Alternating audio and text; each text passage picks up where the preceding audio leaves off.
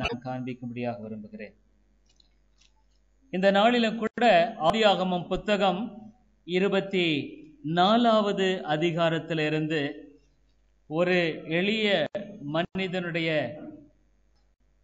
ஜெப சிந்தை, அவனுடைய வாழ்க்கையில அவனுடைய எஜமானிடத்துல கற்றுக்கொண்ட காரியத்தினுடைய அருமையான பிரதிபலிப்பை பார்க்கிறோம்.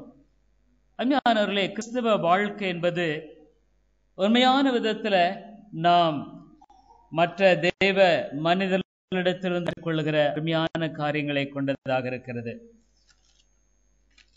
ஆதியாகமம் 24வது அதிகாரத்துல இவ்விதமாக ஒரு மனிதரை குறித்து வாசிக்கிறோம்.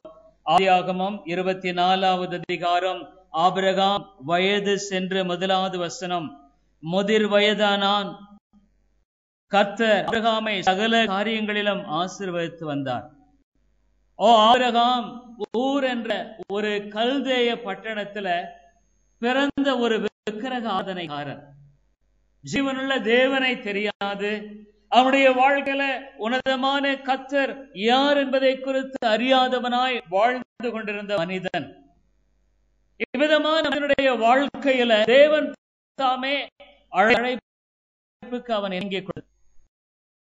ஆபிரகாமை அழைத்த அங்கே வந்தார்.